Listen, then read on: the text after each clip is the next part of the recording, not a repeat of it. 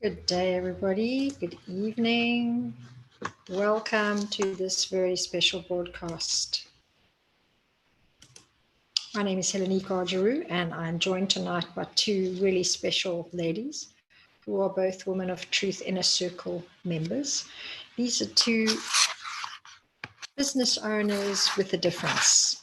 Tonight you'll learn about their captivating stories. You'll listen to some very touching examples of how they liberated themselves from both societal and family-based expectations. And it's really an opportunity for us to witness the great transformation that's possible when a woman decides to follow her authentic voice, discover who she truly is, and actually begin to strip back, take away all these layers that prevent her from becoming and being who she's meant to be here in the world as her greatest version of herself. I'm going to introduce to you first Helena. Helena is actually a holistic therapist and a transformational speaker, and she runs an organization called Natural Healing and Health. And this is really based on her passion for natural healing methods, organic styles of living, and also a very strong, passionate interest to work with women and help them recover from various types of struggles, challenges, and traumas. Welcome to Helena Yoriu. Thanks, Helena, for joining us tonight on this Women of Truth broadcast. Thank you very much. So next is Reina Pathan, and Reina is a interesting version of a human rights lawyer because she's somebody who has set up an NGO that actually is called Empower Beyond Boundaries. She's a mentor, speaker, and facilitator. And this NGO focuses quite strongly on supporting women to go beyond very specific limitations, struggles, and challenges that they might have. And she's had an extensive history in working in immigration as a human rights caseworker, in the criminal justice system as an officer, in immigration, asylum, and human rights. She specialized in that area, and of course then again in immigration and human rights lawyer services. She was really learning from all these different expressions how to actually offer what she does now to many different women in her Empower Beyond Boundaries. Welcome to you, Reina. Lovely to have you here too with Women of Truth. Thank you for having me. It's been a great honor working with the two of you, and I know many people are still learning about the really great link that can happen between setting up your business and or having a movement or an NGO or an organization that you would like to have make an impact in the world, and how to actually monetize that and also have a kind of thriving experience in being a woman that is made for more, or a woman who's here to wake up the world. And both of you are these kinds of women.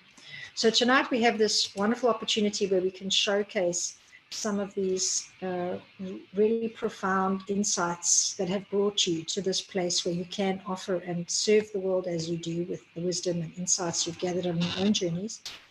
And we'd love to hear from both of you your own personal stories. So I know you have prepared a presentation for us, and I think it would be an amazing opportunity for everybody to listen to what you've prepared for us, and then we can have a little bit of interaction at the end of both of these speeches where we might share with people some details and explain maybe more about what really led you to prepare this presentation the way you have. So let's start off with Helena. If you can bring us into your world.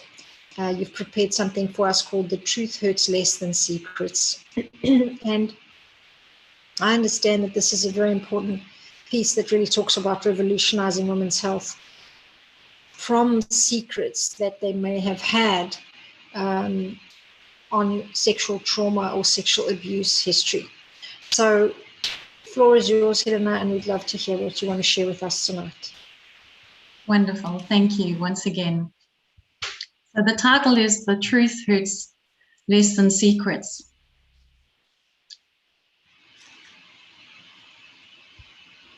Secrets are a common condition, just as breathing is to us humans.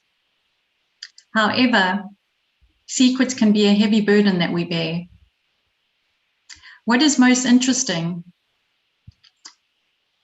is that eventually most secrets are revealed, either deliberately or accidentally, and certain secrets are taken to our grave. The average person has 13 secrets, and 5 of these will never be revealed. Women confide their secrets more than men. This is according to Michael Slepian, a psychologist and business professor from the Columbia Business School, who dedicated the last decade to the study of secrets. And did you know that the soul has no secret that the behavior does not reveal? As quoted by a famous Chinese philosopher Lao Tzu, secrets slowly gnaw away at us, and the silencing of them can weigh heavily on us, physically, mentally, and emotionally. There was a secret that I could never reveal until I was 45 and developed a serious frozen neck,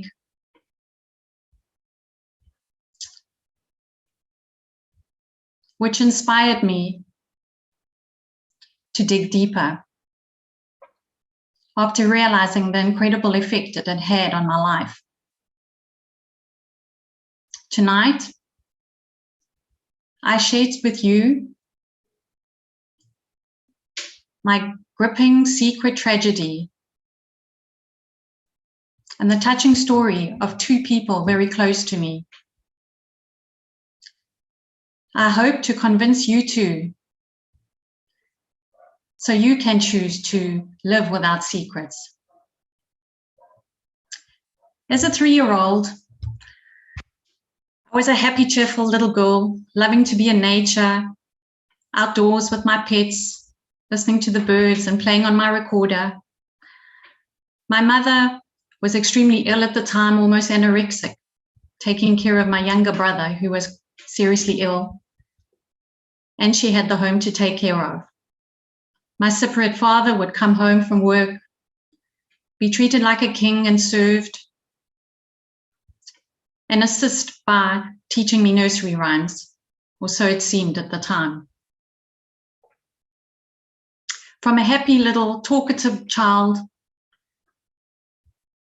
I became withdrawn as I grew up, very quiet and serious, preferring to be in my own company than the company of others.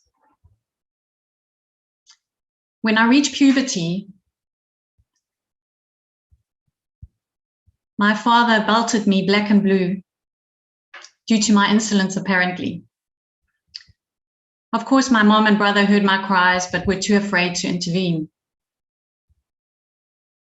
At 16, eventually I had the courage to stand up to him, but by then the damage was already done.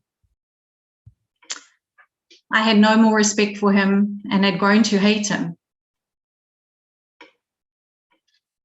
I would deliberately avoid hugging him, sitting on his lap, or even kissing him goodnight. Unfortunately, I never experienced the loving, healthy relationship of a father-daughter. At 18, my first love of 3 years turned out to be a copycat of my father. He too became violent, was controlling, extremely jealous, and on 2 occasions lifted his hand to me, but then profoundly apologized.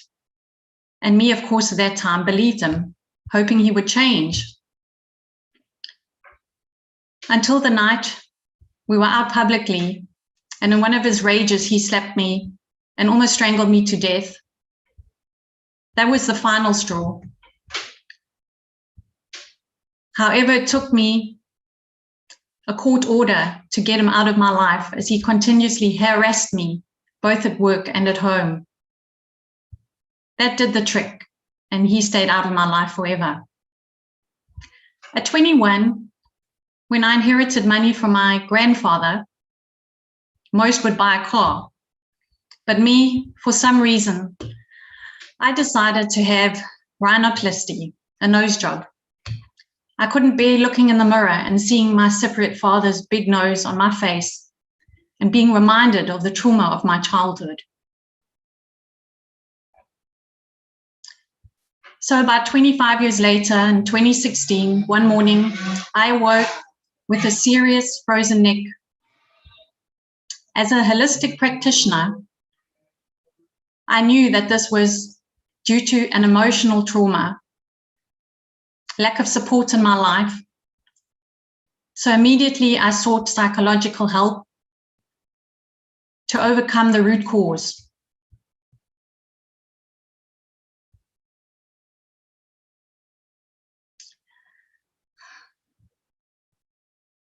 And this took me on a deep, dark journey of my soul,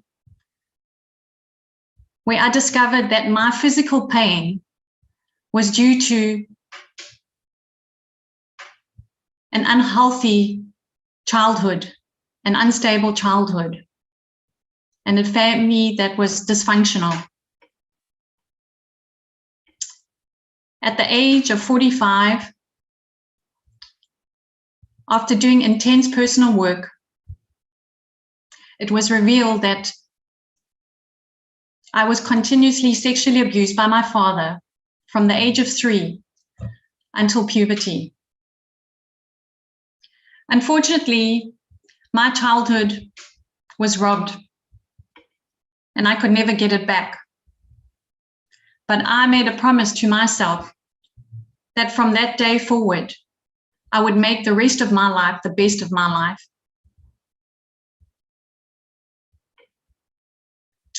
So on the 31st of December 2018, I finally had the courage to face my mother and share my sexual abuse. It was both traumatizing, emotional, but also very liberating to be supported, but most importantly, to be seen and be heard.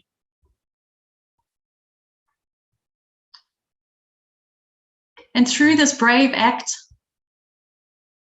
of sharing my deep, dark tragedy, it had actually inspired my mother to share a secret of her own, one that she had kept for over 60 years. That's right, 60 years. More than 3/4 of her lifetime. I was totally unprepared for what she was then about to reveal to me. At the age of 15, while waiting at a bus stop, she was abducted by 4 guys in a car, gang raped and kept overnight. The following day, when she returned home, her German father belted her for missing the previous night, as in those days it was unacceptable for a girl unmarried to not be at home. So she, of course, decided to silence herself, believing that no one would ever believe her, and kept the secret for 60 years. So through the courage of me opening my heart and speaking my truth, it gave her the space to do the same, to heal her trauma, her deep, dark secret that she had been carrying for so many years. And she too was liberated. Secrets definitely do affect our lives and its outcome. My stepsister was abused by her father as a child and raped regularly by her brother as a teenager. At the age of 19, her first love was lost in a tragic car accident, and she was 19 at the time and pregnant, unemployed. So of course she had to give up her beautiful little baby daughter for adoption. And the clause was that she was never to reconnect with her ever again. So this, of course, had a traumatic result on both her mental health and physical being.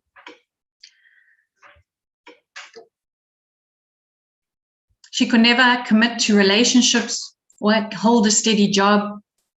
She was put on various drugs to help her mood swings, panic attacks, and rages. At the age of 57, she experienced a mild stroke, which left the right side of her face slightly damaged. From then on, she received a benefit from the government and lived in hostels, finding odd jobs here and there, until she eventually reconnected with her sister and moved there to live with her on her farm for 2 years and found some happiness with her. On the day of her sister's daughter's birth of a child, my stepsister had a serious stroke. She was hospitalized as it had paralyzed the whole side of her right body. A deep trauma had obviously been ignited within her, the emotions of her giving her daughter up for adoption and never being able to see her. Unfortunately, she passed the following day at the age of 60. Her story was never revealed. She never shared it with anyone except to my mom, who shared it with me. So I thank you today for giving me this honor to share her story with you. Only when our desire to heal is greater than our fear can our truth set us free.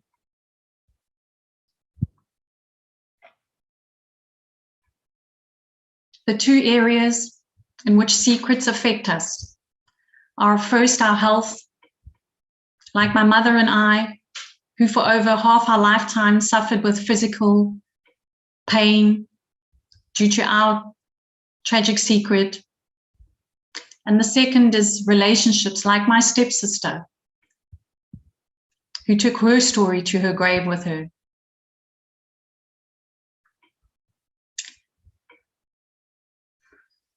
My secret tragically affected me over half my lifetime, with low self-esteem, lack of confidence, never being able to trust men, and the lack of being able to communicate clearly due to my silencing.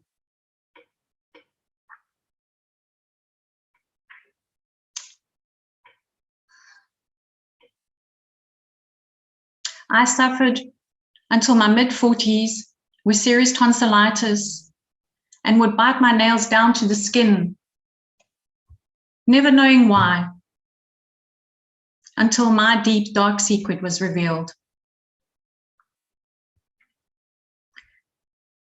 We all have a story. We all have a secret, or 2 or 3 or 13, as Michael Cypriot, the psychologist, says. Secrets affect us either through holding on to the wounds of them by the pain and suffering, or choosing to focus on the wisdom of the experience. It takes bravery and courage to unravel the deeper wisdom, which can be done through courage and commitment to healing and forgiveness, of course, because only then can you completely liberate yourself.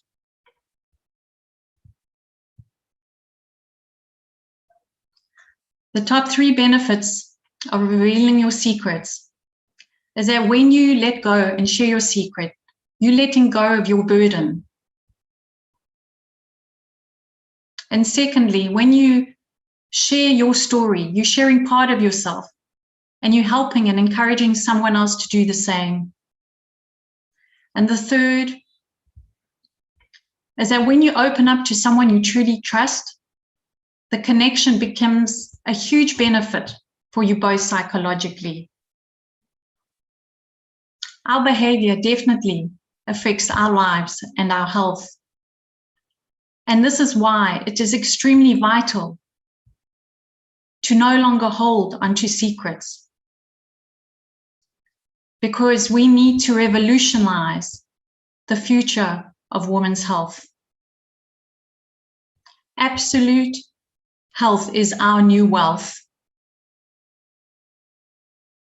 Are you aware that 120 million young girls and women under 20 suffer some form of sexual contact, and over 1 billion children under the age of 17 suffer some form of violence, resulting in 40,000 deaths, according to the World Health Organization for 2020 statistics. 1 in 3 women and 1 in 6 men have been sexually abused in their lives. Since the COVID pandemic in 2019, there has been 100% increase in sexual abuse and domestic violence. So the time is now to open the discussion regarding the unspoken repercussions of trauma regarding sexual abuse and domestic violence. By educating ourselves, our families, our loved ones, our children, our community, so we can reduce these appalling figures. We can all be part of this solution. This is my call to all women who have been subjected to any form of violence, to no longer fear, to no longer be in silence, to no longer keep the secret that's slowly damaging them mentally, physically, emotionally, and spiritually day by day.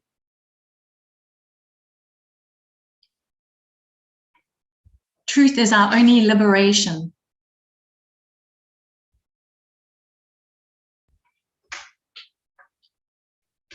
Reach out to me to learn more about the amazing worldwide project, My Body is My Body program, now working in collaboration with the Global Goodwill Ambassadors of Cyprus. So you too can learn how you can educate children's body safety into making a healthier society for all.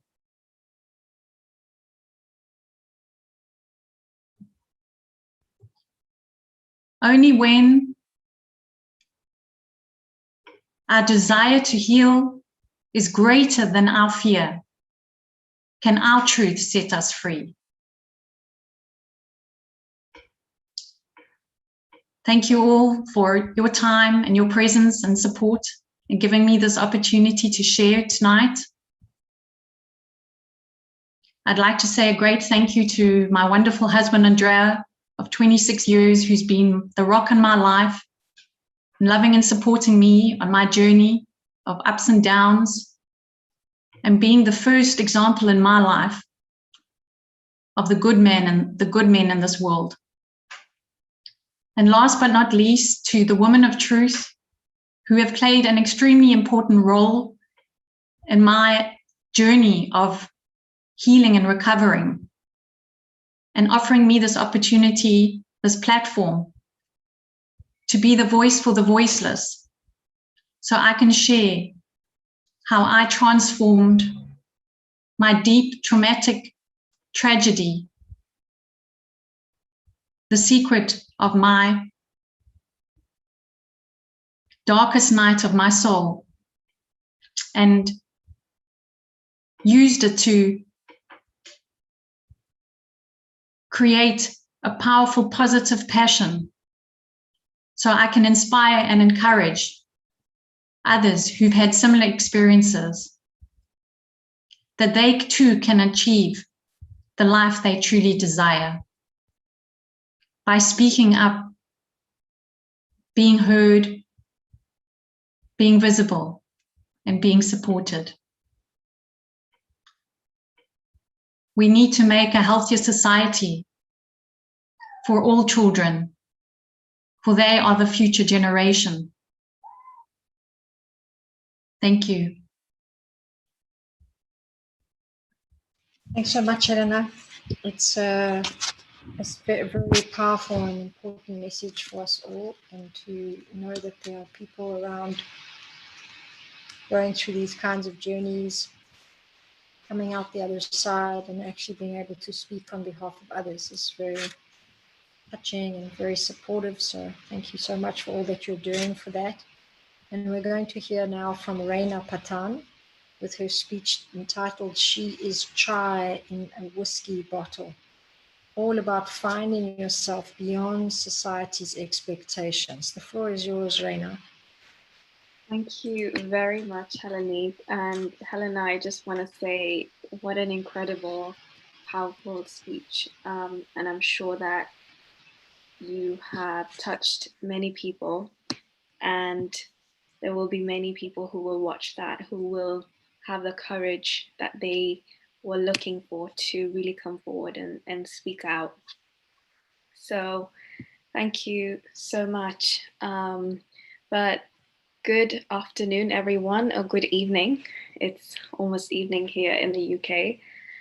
I recently saw a quote which said, "She is chai in a whiskey bottle." And this idea of being chai in a whiskey bottle really, really resonated with me. And this is why. Let me ask you this. How many of us have grown up feeling conflicted with who we truly are? That our identity is not chosen by us, but rather we are labeled, molded, and made to fit in. And that you, like me, have also felt like chai in a whiskey bottle, living a double life, unsure of how to come out and express who you truly are. This idea of being boxed to fit in with what is acceptable and what is not acceptable is something that I grappled with internally for most of my life. Are we the result of our conditioning, or is there a deeper connection to who we truly are? You see, as a child, I learned to view the world from a perspective of what I was taught, or rather who I was taught to be. And that was that as a girl child, we are essentially born a curse. We're taught to be seen and not to be heard. A study by the Asian Center of Human Rights highlighted that female infanticide, which is the killing of a girl child, either at birth or prior, continues to be practiced across many Asian cultures. And to think that that's a thing and a practice that's still happening in 2021 is absolutely shocking.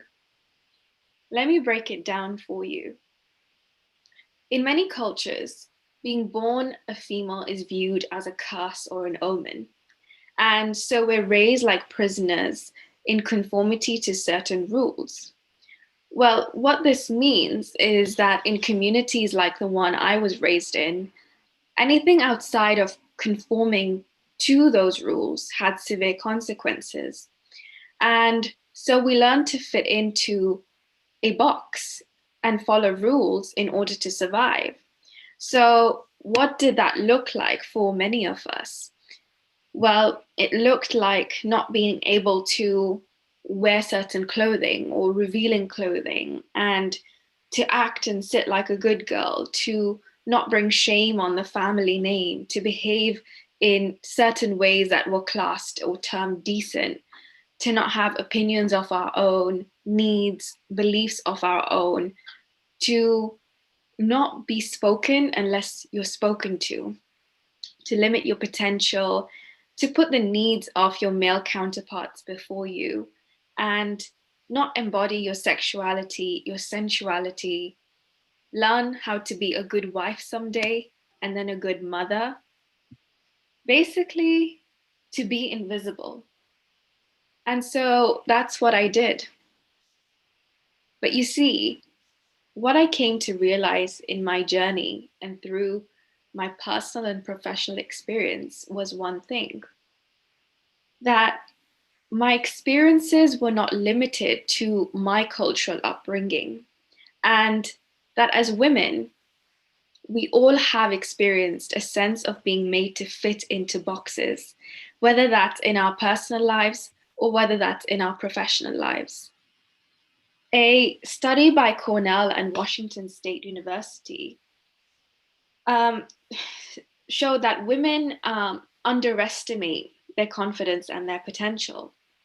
The study went on to show and highlight that young girls are more likely to lose their sense of self-confidence when compared to young boys when it comes to assessing their results and how well they have done.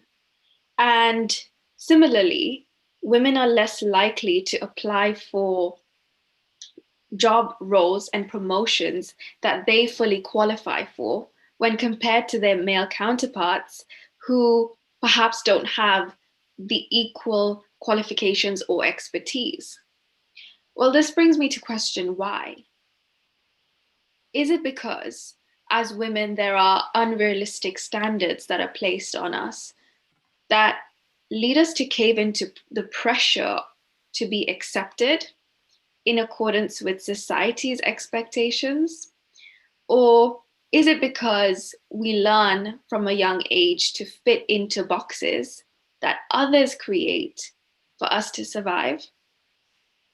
Is it because we are critical on ourselves? And if we are, where has this self-criticism come from? Because in the process of learning what the standards of acceptability are for us, what happens is we lose a sense of our true self. And while the standards of acceptability across the board and across the globe are by far different for women as they are for men, as women, we are also guilty of this. We put pressure on ourselves. We guilt trip. We overlook our intelligence, our skills, personality, diversity, but most importantly, our individuality. My quest to finding myself outside of this box was not the same as Julia Roberts in Eat, Pray, Love, let me tell you that. It took a tragedy in my life for me to embark on my journey. You see, at 20 years old, the world was my oyster. Coming from a conservative Muslim South Asian family, I was raised for the majority of my life with a father who dipped in and out of my life and a single mother. I learned very early on of the importance of being able to stand on my own 2 feet. And by 20, I had already pushed past a lot of cultural barriers. You see, I say this with pride that, and let me contextualize this for you, in fact, because I was the first woman in my family to receive a high school education, a university degree, a postgrad education, and to have a professional job. I made my way to the best law school in the country in my quest for helping other women who had also experienced a violation of their rights like myself. But at 20 years old, the ground below me shook, and I fell to the pits of the earth.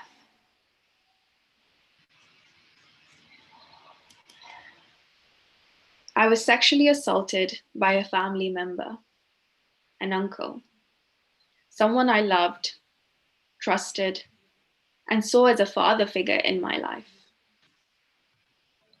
I knew at the time that coming out about this would bring shame to my family and to my family's honor. And I knew that the consequences that I would have to pay would be very grave. Yet, I defied all cultural norms, and I stood against the noise of the people around me telling me to let it go.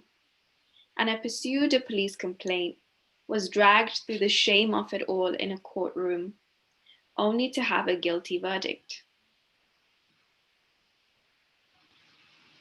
But the battle for me didn't end there.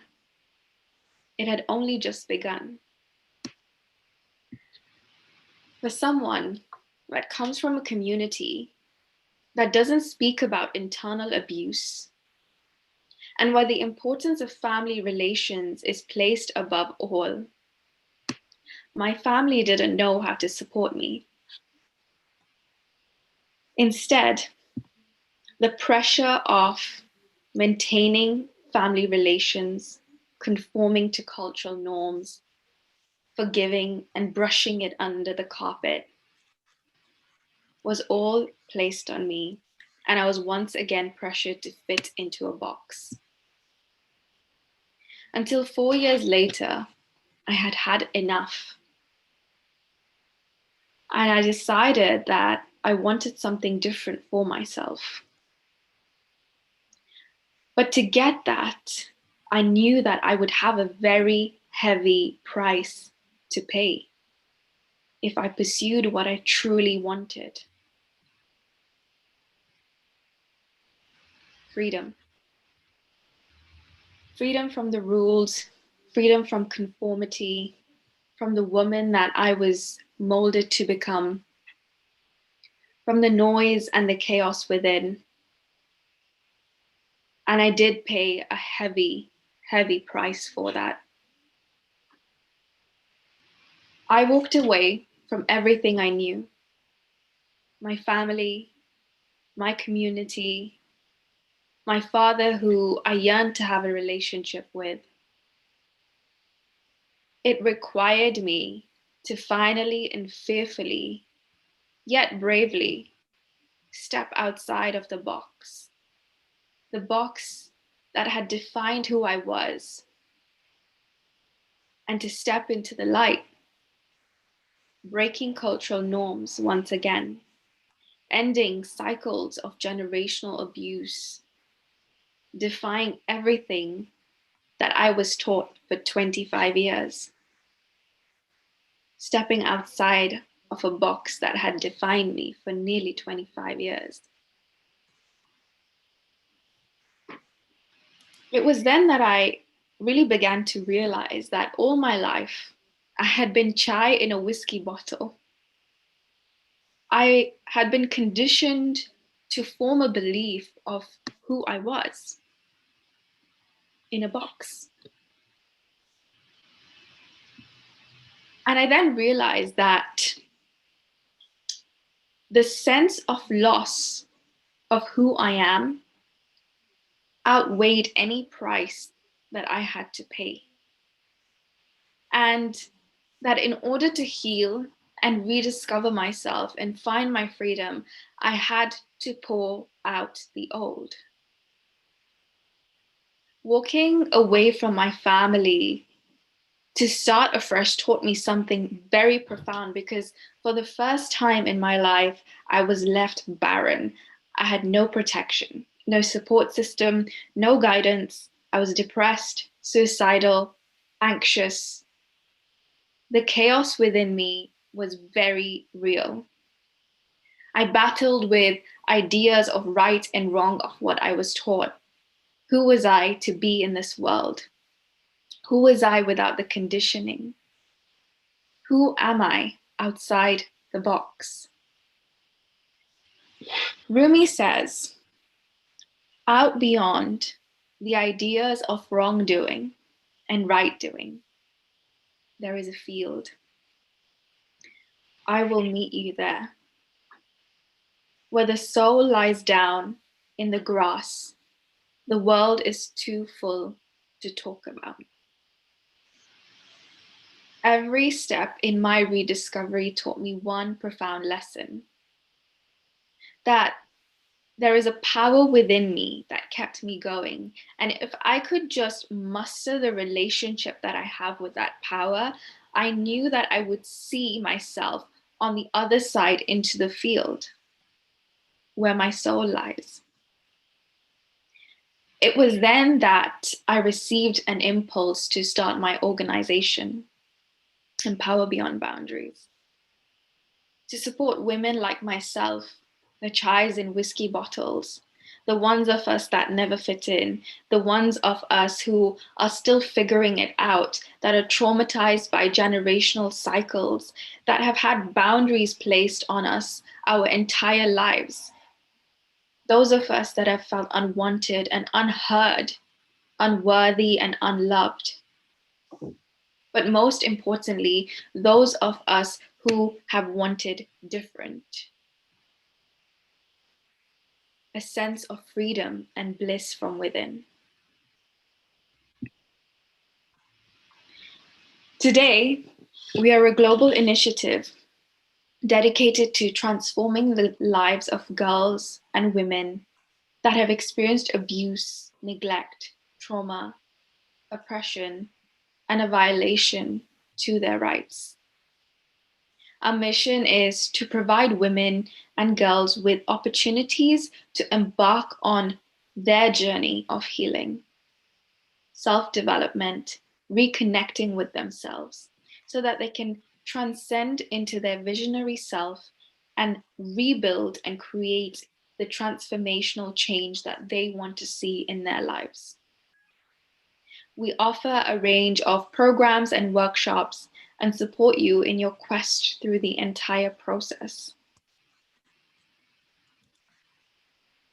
So, if listening to my story today, you have also felt like you have been boxed and are ready to step out, to heal from past traumas, to stop letting them define you, and to rediscover who you are outside of the box, then I invite you to contact me to join our one-to-one programs, our free workshops, or our group programs, and take the first step to embarking on your journey towards healing and rediscovering yourself, to finding your freedom outside of the box. Thank you very much. Thank you so much, Reina, for again a very important message, and again such a personalized journey of transformation that informs all of what you've told us. And this title is definitely something that I think people are going to be thinking about for a while. Is what it feels like to be chai in a whiskey bottle. Both of you have brought to light some very important generational trauma stories that we've heard about for many, many years. And both of you obviously have had this experience of sexual assault and the different degrees of that. And there's often so many questions about why we have the kind of long road to recovery that can sometimes be months and in many cases years, and very often, more often than people realize, decades. And this has been one of the biggest contesting factors to people wanting to acknowledge the impact of sexual abuse trauma. And I wanted to just make a note of it here and to give people confirmation that it's taken years for both of you to come to terms with this experience and how it's changed who you are.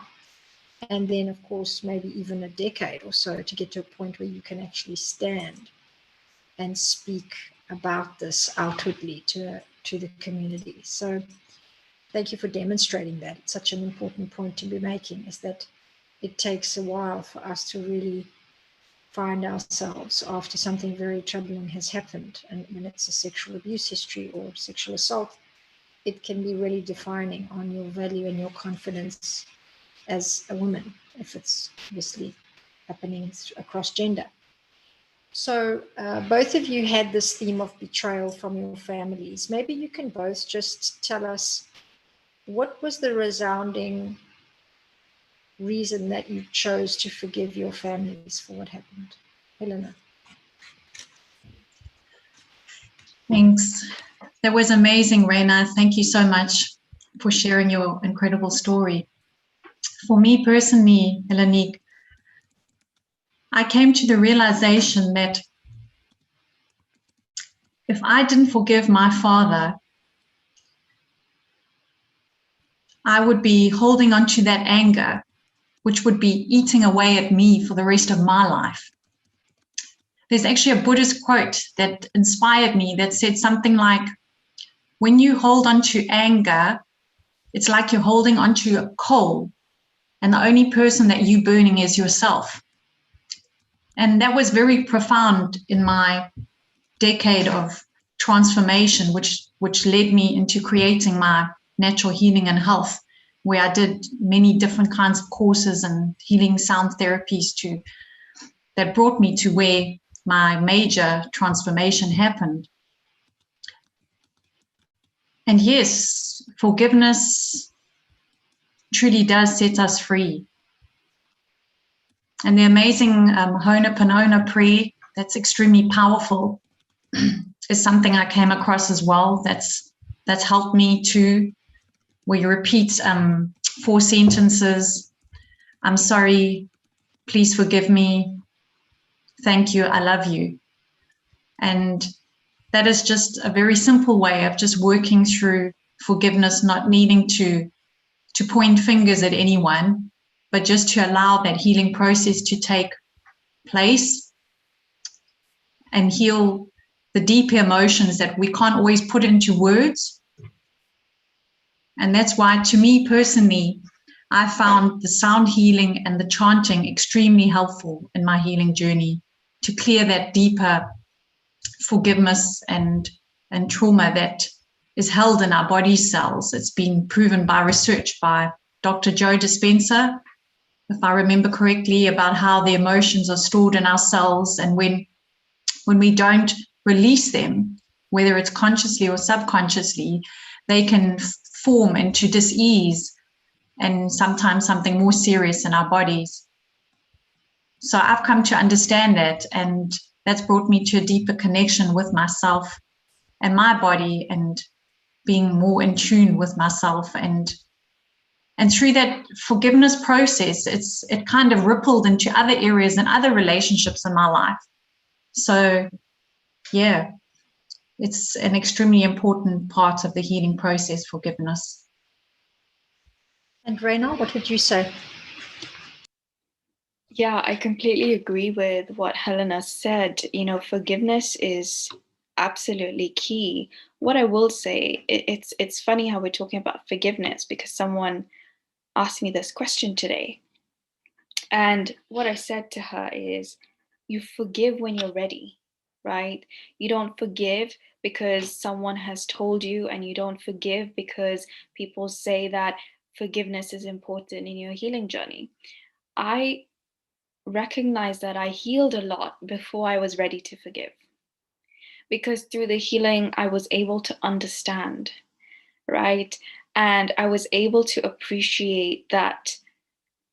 And this is very deep level healing that has taken place for me to say this, that, and Helena will resonate.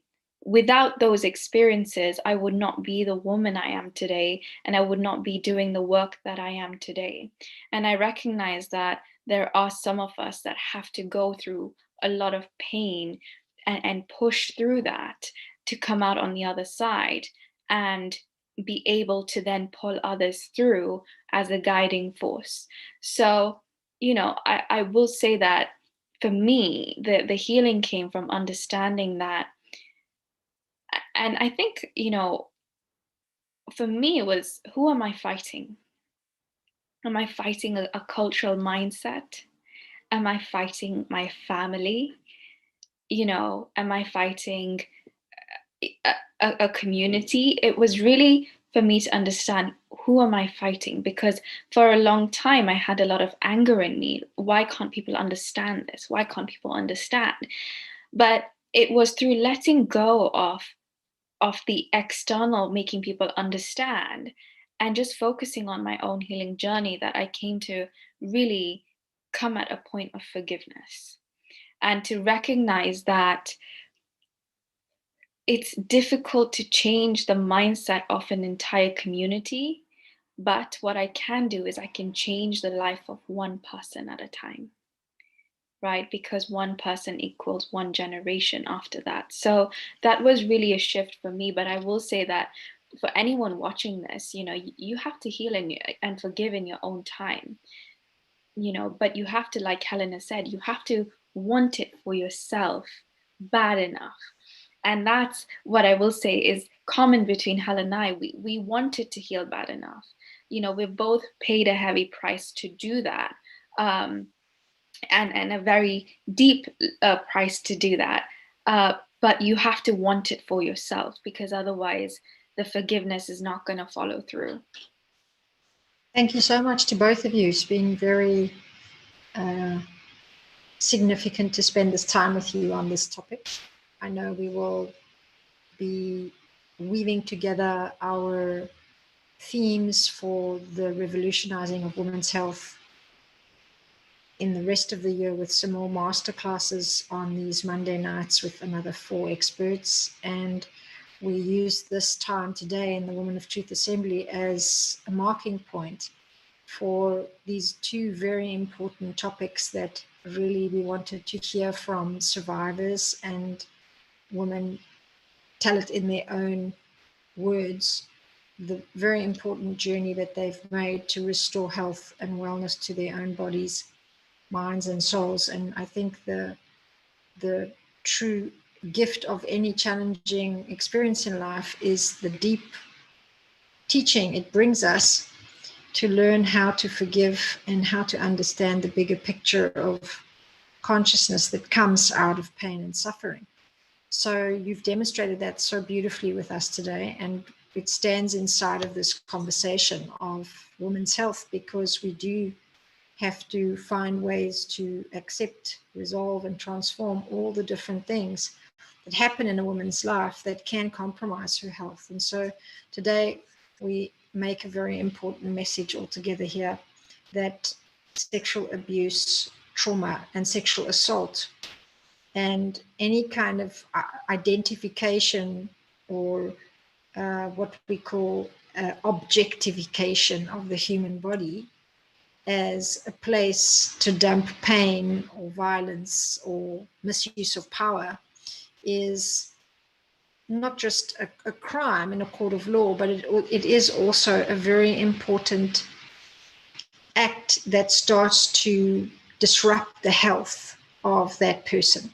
And so we need to begin to see that as a health issue, not just as a legal issue or as a point of debate, as I think it's been done very much in the past. And then, of course, even as something that we bury and hide away.